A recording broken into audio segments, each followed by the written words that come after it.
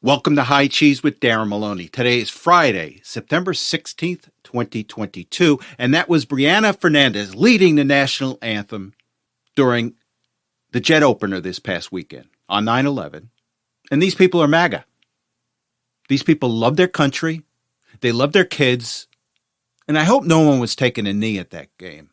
I didn't see anybody, but I hope they learned something. I hope the players learned something about that national anthem.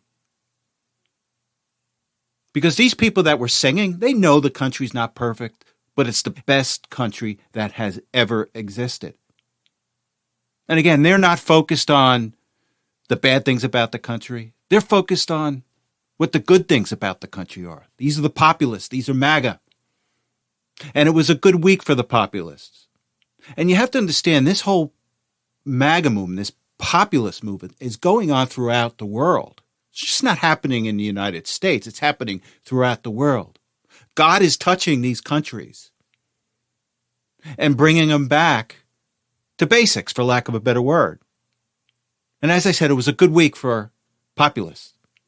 Let's take a look at Sweden. In Sweden, the populists took over parliament. Now, for years and years, the left have been controlling parliament. And believe you me, Sweden is one of the most liberal countries in Europe. And a lot of other countries look to Sweden for guidance on how to handle things. So the populists took over the Swedish government this past week in their elections. And this just does not happen without the hand of God. Let's take a look up north in Canada. The Conservative Party just voted in their new leader, Pierre Poilievre, on the first ballot. Now, Canada, the Conservative Party in Canada, have their own rhinos up there. And the rhinos presented their own candidate, Charest. And I think he was the former premier of Quebec. And they thought this guy was going to win. So when push came to shove, the conservative members of the party up in Canada, they voted for Poilievre with 68% of the vote, first ballot. Charest later said, I'm leaving politics. I'm going back to the private sector. But this was a huge win for the populists up in Canada. And then we've got an election coming up in Italy. And there is every indication that says that the populists are going to win and put in the first female prime minister in Italy's history. So again, this is a good week for the populists. And these things don't happen in a vacuum. And it really makes things look good for the November elections. Now, look, the left wing and the media, they have their suppression polls out there saying, oh, things are much closer. It looks like the Democrats may take Congress. Don't believe it. I've always said, don't believe these polls. These are suppression polls. These are companies that are paid to do these suppression polls. And they try to legitimize, we use this methodology, that methodology. These left-wing pollsters are using the methodology that best presents the Democratic position. It's not based in truth. It's based in what the people that are paying them for these polls want to hear and want to talk about on their shows. So again, don't believe these suppression polls. Believe November. But you got to come out and vote. So let's take a step back. If you can remember, Brexit in England was right before our election in 2016, which brought in Donald Trump. Big populist movement. Brexit in Europe, in England. They left. That was very telling for what happened in the United States in 2016. And the same thing is happening now. You're seeing all this throughout the world. You're seeing the populists. They want their countries back. They want control over their kids. They want control of their school systems. They don't like crime. They want to feel safe. And this is happening throughout the world. And again, this is going to happen in November.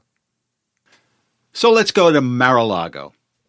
The latest ongoing saga between Donald Trump and the Department of Justice. Or should I say, the ongoing saga between the American people and the Department of Justice. Now, here's the latest. The latest is that the judge, Aileen Cannon, has appointed a special master. And that special master is Raymond Dearie. Deary is a Brooklyn-based judge. He was appointed by Reagan, and he sat as a FISA judge. Now, he may have been one of those judges that was hoodwinked by the FBI during this whole issue with surveillance of Trump associates. But nevertheless, Raymond Deary is the special master. Now, what he's going to do is he's going to review the documents to find out whether they fall under executive privilege or attorney-client privilege. And this will affect the case, because if the special master comes out and says you can't use any of these because they fall under executive or attorney-client privilege, there goes their case. Now, the interesting thing, there's a couple of comments by Judge Cannon yesterday, because the Department of Justice came out and says, you may want to rethink, and they filed a petition on this. You may want to rethink this whole special master, because what happened is that the judge had ordered the Department of Justice to stop the investigation, essentially. The non-questioned documents, if there is any, they can use. But everything else that falls under the special master, they can't continue. They have to stop. So what the Department of Justice came back today or yesterday and asked the judge to rethink this. Can we have a stay on this? Because there's an issue of national security. And the judge came back and smacked down the Department of Justice. And here's what she said. This isn't her words verbatim, but she told the Department of Justice that, wait a second, you're telling me that to hold this up with a special master is going to create an issue with national security? Why? You're supposed to be holding these documents. And B, everything I see from these leaks that come out, it's the Department of Justice that's undermining national security with the leaks. And I thought that was really telling. The other thing that I thought was telling, too, is that, look, she says ultimately it may be the case that Donald Trump has every right to hold on to these documents. The courts may determine that. And that's telling also. And that may be a probable result of this. Now, the mainstream media is in a meltdown. So with that said, let's just go to a clip from ABC News and how they covered this. So let's go to the clip, and then we'll come back and discuss.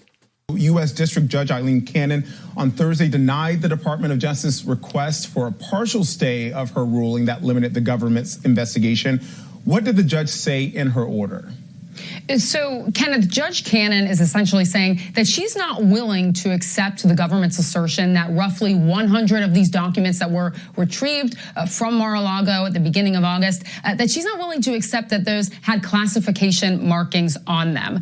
She said she's skeptical of the government's argument that Trump has no claims to these documents specifically.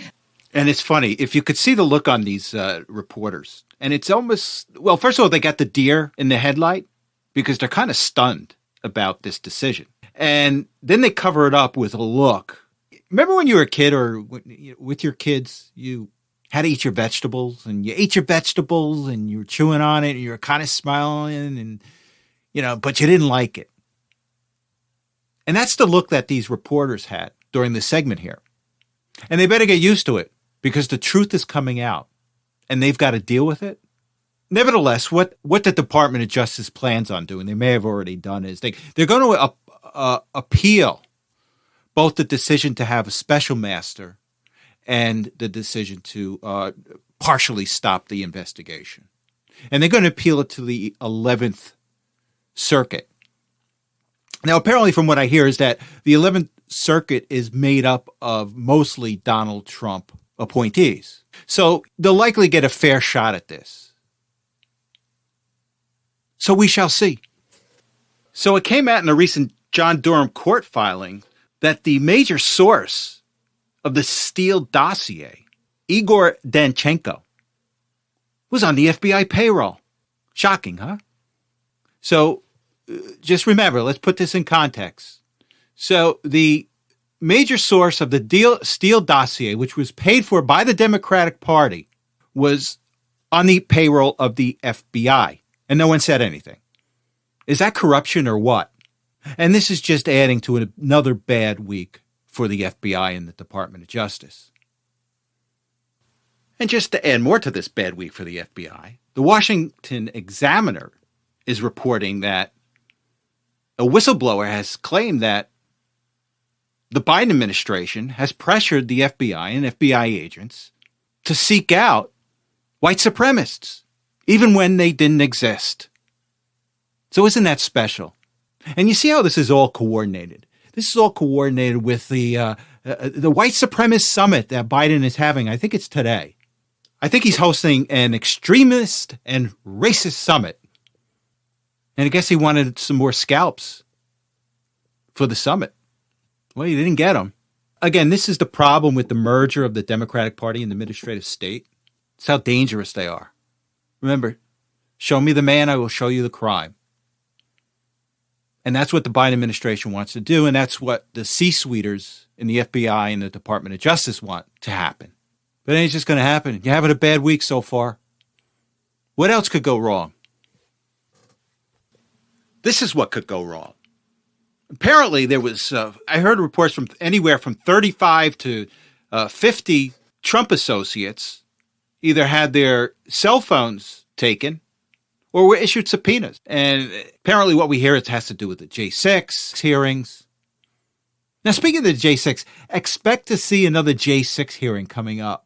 I would give it maybe, I don't know, maybe within the first week of when those mail-in ballots go out in some states. Right around there. Expect another J6 hearing. Expect another primetime hearing. There's going to be all these great commercials about it. Oh, no, we've got new evidence. We've got a secret bombshell. Expect that. And it'll be all fake. And it'll be a dud, just like all the other hearings. But where were we?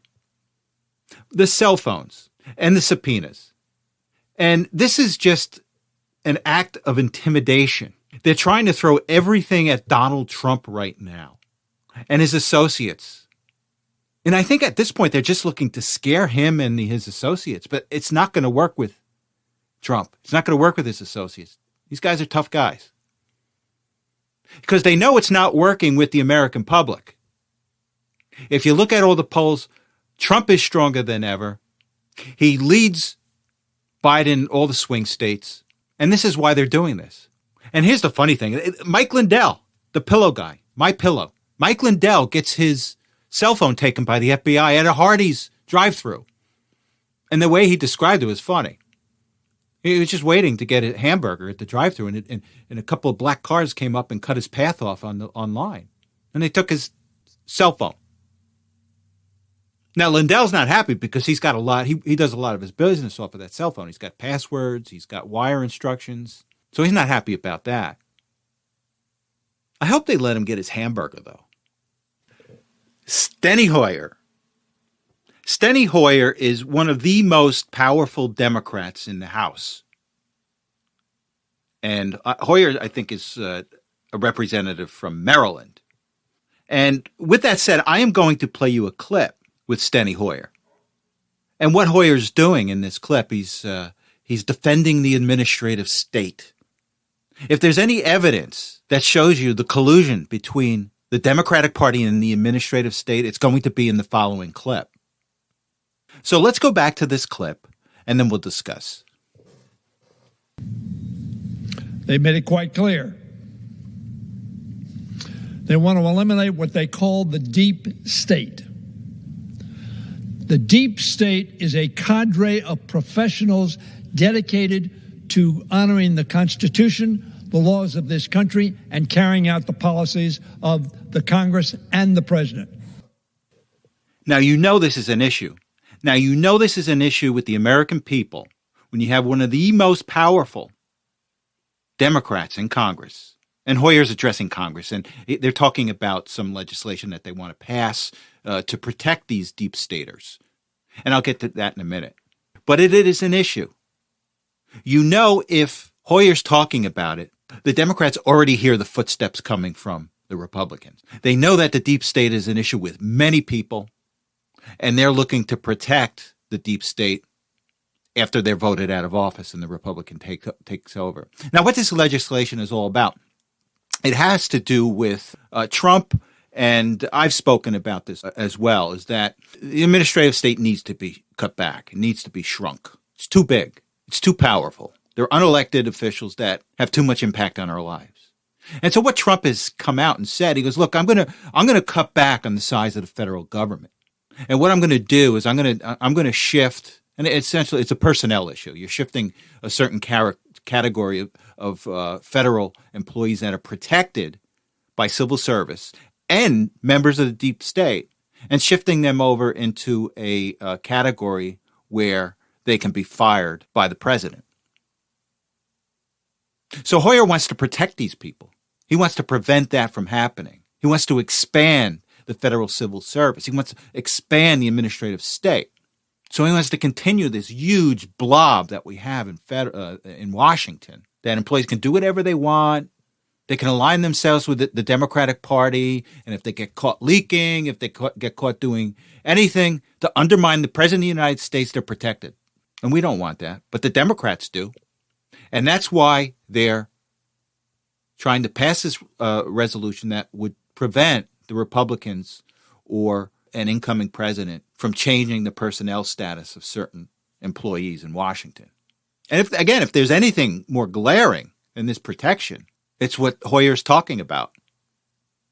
And he's talking about, the deep state, they're hardworking. Yeah, they're hardworking against the American people. They're only there to protect themselves and to protect the bureaucracy. And the perfect example is Hoyer. He's protecting the bureaucracy. Instead of trying to shrink the bureaucracy, take away the powers of the bureaucracy, he's trying to add to it. So again, as I said, there's two takeaways from this. One is that they hear the footsteps from Trump and the Republican Party coming, and MAGA. And two, they're just showing their colors. The Democrats are aligned with the deep state, and they're going to do anything to protect each other. And just a final refresher on who are members of the deep state is the Department of Justice, the FBI, and the intelligence community. So these are the people that Hoyer wants to protect at all costs. Just remember that.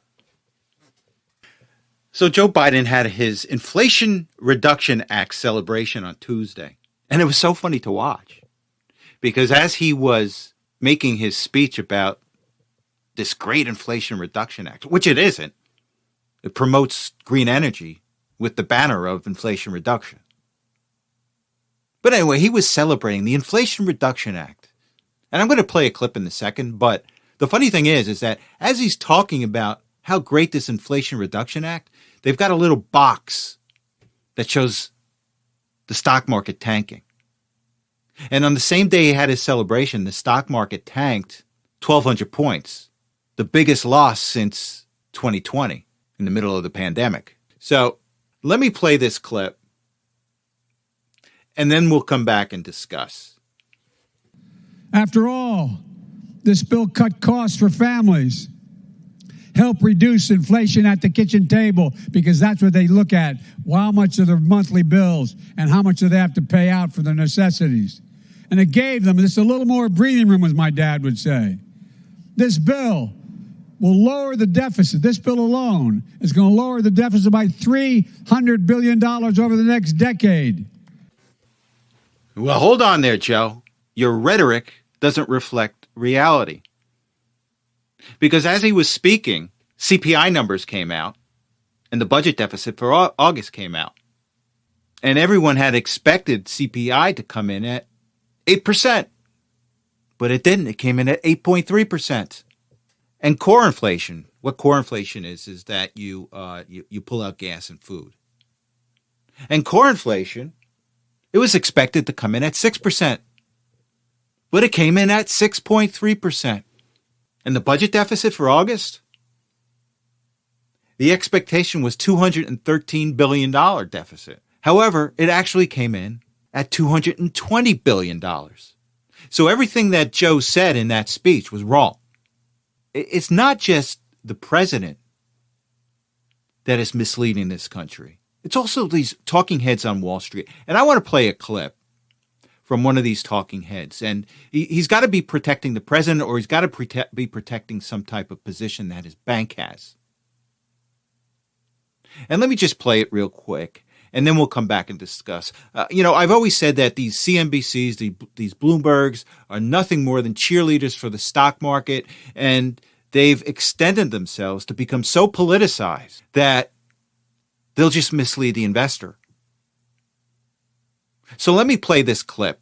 And this clip is from it was on Monday. It was the day before the actual CPI numbers came in. And it's one of these cheerleaders from one of these banks. And, let's play it. Then we'll come back and discuss. Well, Credit Suisse is forecasting that inflation will collapse over the next 12 to 18 months. Jonathan Golub is behind the call. He's the firm's chief U.S. equity strategist. Jonathan, great to speak with you. Good to see you. Just on a mathematical basis, once we start lapping and we're lapping easier comparisons, it's going to look a lot better year on year, John. Is that what you mean by inflation collapsing? Well, it's even more than that. If you look at like the TIPS break-evens, they're predicting that we have sub 2% CPI at this time next year. Economists are forecasting something that's more like 2.25% by the end of next year. And why? And this isn't a Credit Suisse call. This is actually what's being priced into the market broadly. And this is what gets me. And this is what is dangerous about people that are running our institutions today. It's about a story. It's about a narrative. It doesn't need to reflect reality. But this guy, Jonathan Golub, said this on Monday. And then on Tuesday, the market had its worst crash in 2 years. And it's funny. These people are funny. And he goes on to say this is going to be a dramatic crashing of inflation over the next 12 to 18 months. If you look up the definition of dramatic, it's a sudden and harsh change. And nothing is sudden over a 12 to 18 month period. So again, these guys are, they're really slippery. It's dramatic, but it's going to be over 12 to 18 months, but counterintuitive because dramatic is a sudden thing. It's not something that happens over a 12 to 18 month period. So it's just inconsistent with reality. And then he goes on to say, and this is going to cause a huge uptake in the stock market. Well, again, I think he's wrong here. Because if there is a dramatic reduction in inflation, it's coming from a recession, a deep recession. Right now, we're in a stagflation period. But if he's calling for a dramatic decrease in inflation, the only thing that's going to cause that is a deep, deep recession or worse. And stocks ain't going up under those scenarios. So again, these talking heads on these CNBCs of the world, these bankers, they're not doing anyone any justice. And they're only undermining their own institutions.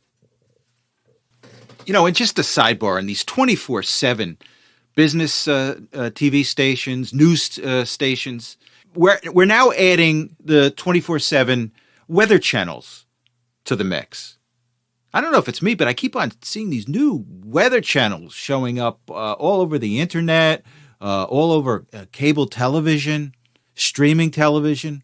And the only reason I think that we're seeing this is because these religious climate people need something to watch all the time. Because as I've always said, these hysterical climate change people, the weather has become their religion. The quest to stop climate change is their religion. And these weather channels now are like their religious ceremonies. They need to watch it. There's with Christianity and other religions, there's, you have the 700 Club, you've got church services on TV. Well, I think these 24/7 weather channels are now going to become these church services for those who see climate change as a religion. And with these 24/7, you just blow everything out of proportion. These people just see, oh my God, there's a tropical storm in the middle of the Atlantic. Oh my God, this is the end of the world. See, climate change. Or there was a hurricane in Atlanta. See, climate change. Well, we're having a winter storm in Canada in December. See, climate change. We got to pray to the gods. We got to pray to the climate gods. We got to offer them up our lifestyle, our way of life. I don't know. Maybe it's me. I just see something like this coming. I think it just appeases the climate religion. Now, speaking of climate change, Mandela Barnes is running for Senate in Wisconsin. And Mandela Barnes thinks that capitalism is the cause of climate change. And gun violence, too. And let's just go to this clip. I think it's from a 2019 UN summit on climate change and other issues. And he was asked a question about climate change. And here's his answer. And at this point, what can or should we be doing about it to seriously make a difference and put us on a different sustainable path for the 21st century? I don't think it's how stupid can humanity be. I think it's how greedy can humanity be. The reason why we're in this mess is pursuit of greed. Like it's capitalism run amok. That's why we're in this predicament now. It's the same reason why gun violence is so rampant in the United States of America. And then later in this diatribe, he goes on to say that, look, we've got to stymie capitalism. Mandela Barnes is a borderline communist, and there should be no reason for anyone not to vote for Ron Johnson. Because if you don't vote for Ron Johnson, you get a communist. You get a borderline communist. And this is what Mandela Barnes is. Let's stymie capitalism. It's capitalism run amok that has caused gun violence, that has caused climate change. So let's do away with capitalism. Or let's bring in the Chinese form of capitalism. Yeah, you're free until you're not. Yeah, we've got markets, but we've got slave labor. This is what you're going to get with Mandela. So there's no reason to vote for him. Again, there's every reason to vote for Ron Johnson against a guy like this.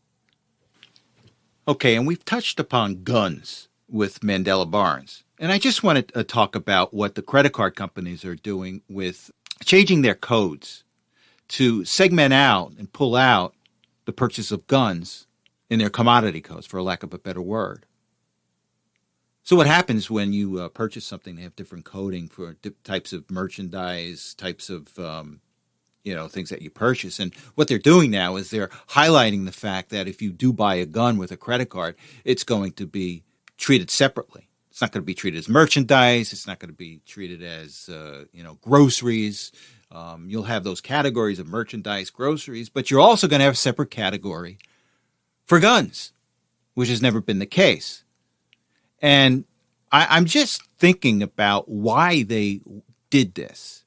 And the first thing is that it shows us their priorities. They want to single out gun owners, and they want to make it easier for the federal government or whoever to pull out gun information from a gun buyer. Like, for example, we just learned from the whistleblower in Twitter that 4,000 Twitter employees have access to important and discrete information about those that use the product. And if that's the case with, say, American Express, you're going to have a boatload of people with easy access to information about gun owners. Now, you know the way politics is today and how people are crazy. Now, are these employees of American Express going to be able to dox gun owners? Are they going to release information secretly to the press and say, hey, look at all the people that bought guns. Here's their names. Now, quite frankly, you can make the case that people would be safer if everybody knew that you owned the gun. But that's private. That's not for American Express to determine. That's for you to determine. So I was talking to my one brother, and he collects guns. And we were talking about what kind of economic effect this was going to have. And he makes a good point. And he thinks this is going to help the retail gun sellers and hurt the online gun sellers, because you just can't pay cash online, but you can go down to the local gun store and pay cash and give them cash for your gun. Now, this ties in also to the 87,000 IRS agents that the Democrats want to put on the streets. And you know that the IRS loves to audit those in cash businesses. They love to do it. So if they catch whiff of all these retail selling guns with cash, they're all going to get audited. And these are small business owners. They're not large business owners. So it's a nice little package what they're doing. And I really wonder if these credit card companies are working hand in hand with the federal government and the Democratic Party to do this. Now, he makes a good point, too. He says, look, there may be ways to go around this shadow registry, this shadow gun registry that the credit card companies are creating. Now, what he thinks you may be able to do, you may be able to go to Walmart, purchase one of these, debit card type things, and use that to purchase the gun. But you pay an extra fee for it, so you may be able to get around it that way. Or maybe these online retailers will start, offering alternates to cash. Maybe you can mail them a bank check, something along those lines. They may have to do that. But my point also, the thing I wanted to point out, this shows you the morality of these credit card companies. Guns are immoral, but they don't pull out pornography. They don't pull out any other vices. If you go to a strip club, that's not pulled out. That's hidden under some type of entertainment. So these credit card companies are now making moral decisions, and you see where their morality is. Guns, you could be doxxed. Pornography, no, you're okay. Strip clubs, you're okay. We'll hide the fact that you go to strip clubs.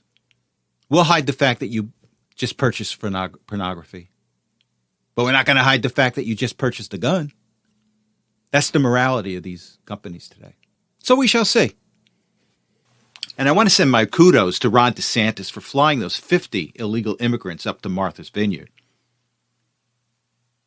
And what it's done, it's exposed these left-wing Democrats as being hypocrites. The wealthy left-wing Democrats, the ones that want to control the Democratic Party and the ones that want to control your life, are hypocrites. They want everybody else to bear the burden of illegal immigration in this country, but not them. And DeSantis did a great job at exposing the hypocrisy. So with that said, I want to go play a clip, and I think this is from one of the Martha's Vineyard bureaucrats, the one that's in charge of the one of the shelters. And listen to what she has to say. You would think that an extremely liberal person would be much more soft-hearted toward these illegal immigrants. But let's play the clip, and then we'll come back and discuss. The difficult challenges are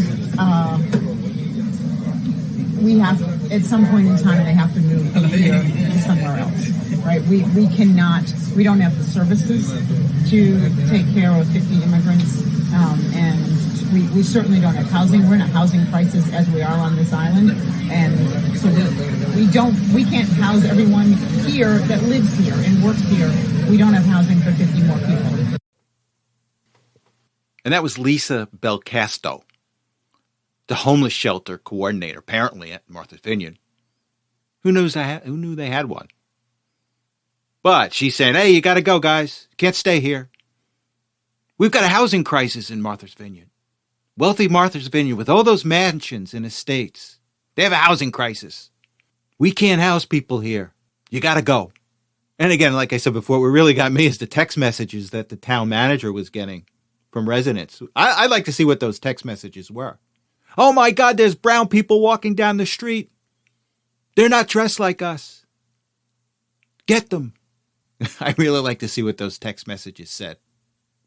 But again, it's a perfect example of the hypocrisy of these left-wing people. Every excuse, housing crisis. We don't have the infrastructure to support 50 illegal aliens. And you got to go.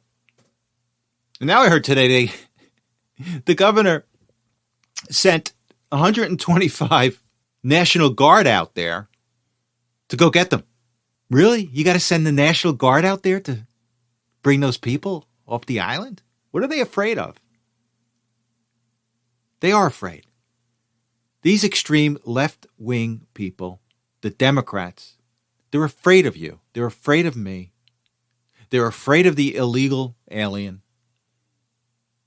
And they just want you gone. So let's just go to a clip. Ron DeSantis. And let's play the clip, and then we'll just come back and discuss. All those people in D.C. and New York were beating their chests when Trump was president, saying they were so proud to be sanctuary jurisdictions, saying how bad it was to have a secure border. The minute even a small fraction of what those border towns deal with every day is brought to their front door, they all of a sudden go berserk, and they're so upset that this is happening. And it just shows you, their virtue signaling is a fraud. Well said.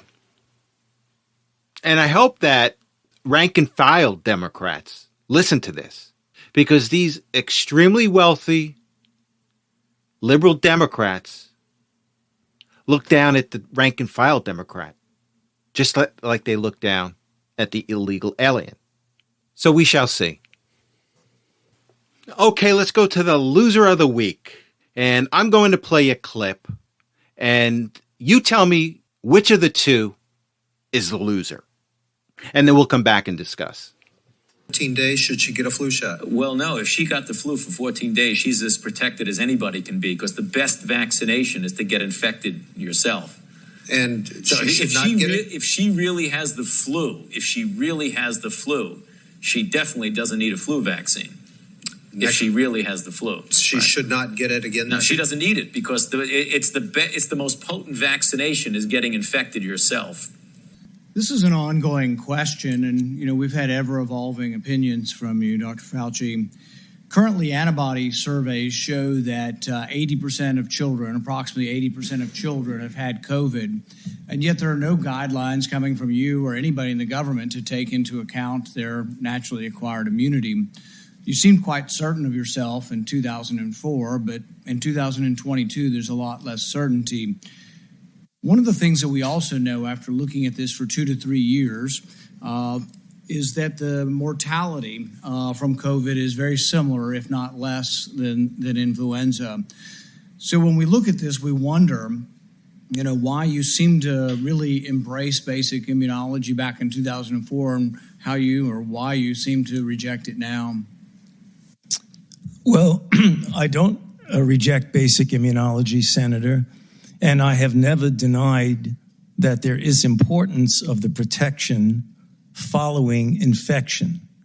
However, as we have said many times, and as has been validated by the authorization by the FDA through their committee and the recommendation by the CDC through their committee, that a vaccination following infection gives an added extra boost. And that film that you showed is really taken out of context. I believe that was when someone called in who had a reaction to a vaccine and asked me through a telephone in the interview if they should get vaccinated again. So it was in the context of someone who had a reaction.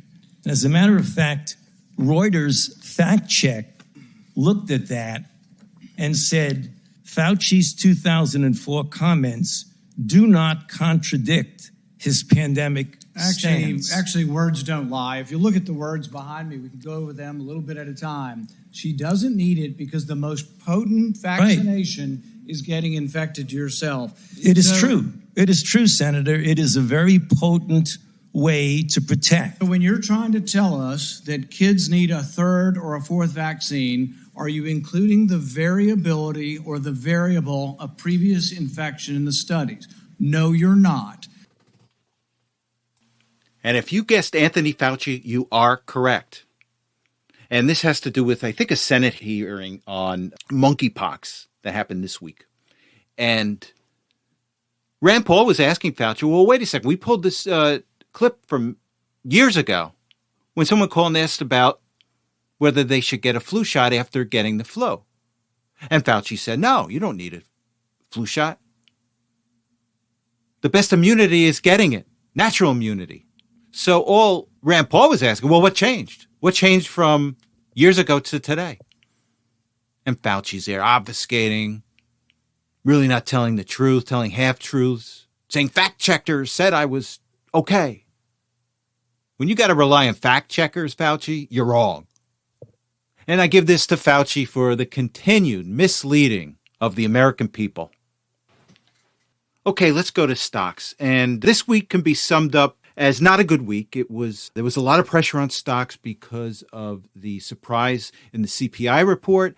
And on Thursday night, the CEO of FedEx came out and said he is expecting a worldwide recession.